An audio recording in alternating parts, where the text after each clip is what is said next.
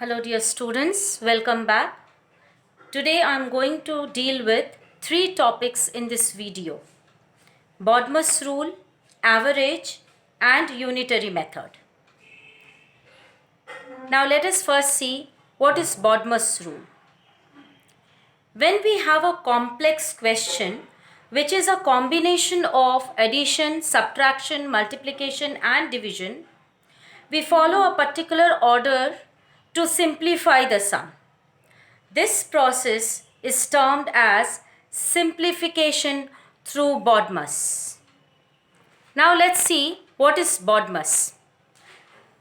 BODMAS, where B stands for brackets, O for of, which means multiply, D for division, M for multiplication, A for addition, S for subtraction. In both of and multiplication, we multiply the numbers, but of is solved before division and multiplication is solved after division. So this is the order with the help of which we are going to simplify a complex sum. Let's see how do we do it. Now here we have a complex sum where we have almost all the operations. Let us see how do we solve it or how do we simplify it with the help of Bodmer's. Now, the first thing we have to solve is the bracket. So we underline the operation we are solving. That makes it easier. So we underline the operation we are solving, that is the bracket. 7 minus 5 is 2. Now rest of the numbers and operation remains the same. After bracket we have of. So we underline the operation. 2 of 3 means 2 into 3 is 6. Rest of the numbers and operations remains the same. Now we have D, that is division. 54 divided by 6 is 9. Rest of the operation and numbers remains the same. After division we have multiplication, so we underline multiplication. 4 into 2 is 8. Rest of the numbers and the operations remains the same. After multiplication we have addition. So we underline addition here. 9 plus 8 is 17. Minus 6. We need not underline anymore since only one operation is left, that is subtraction. 17 minus 6 is 11. So this is the way how we simplify a complex sum with the help of Bodmer's rule.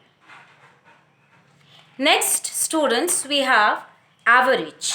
Now what do you mean by average?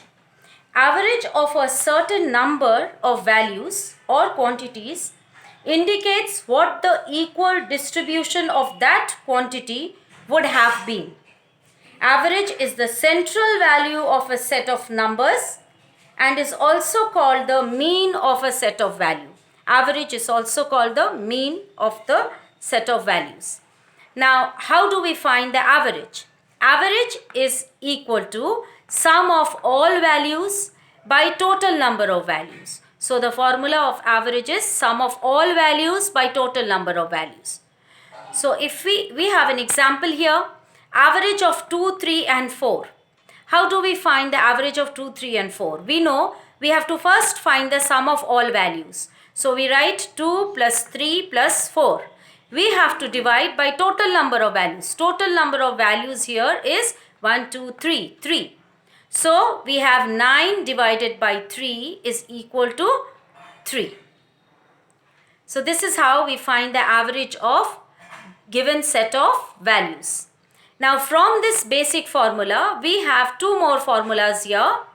Suppose if you have average and number of values in your sum and have to find sum of values. So how do you find the sum of values? Sum of values will be average multiplied by the number of values. When you have to find the number of values, you divide the sum of values by average. Now we have a sum here to explain how we solve and find out the average of a set of values. In this kind of sum, we have to first find the set of values. So here we have to find the average of factors of number. Now factors means the numbers that divides 15.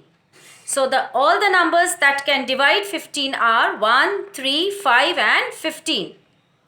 So how do we find the average now? Since we have the set of values, average is equal to sum of values, that is 1 plus 3 plus 5 plus 15 divided by number of values 1, 2, 3, 4. So we divide by 4.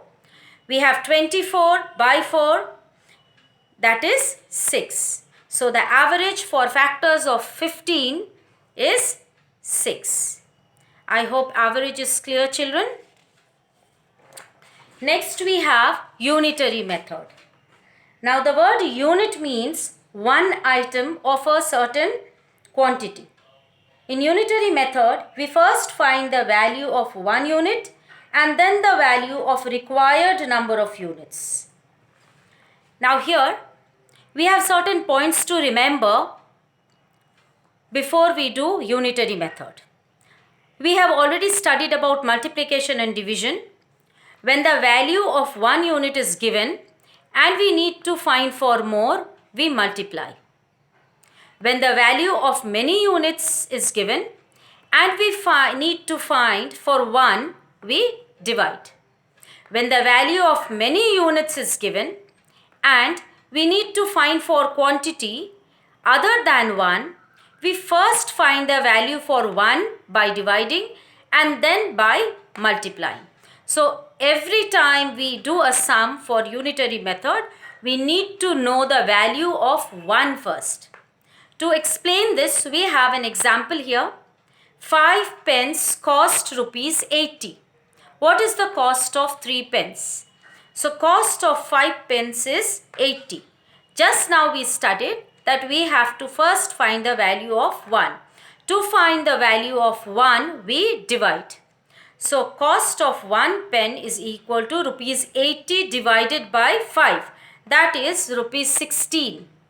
After we get the value of 1, we can find the value of the required number now. The required number is 3 pence. So therefore, the cost of 3 pence is equal to rupees 16 into 3.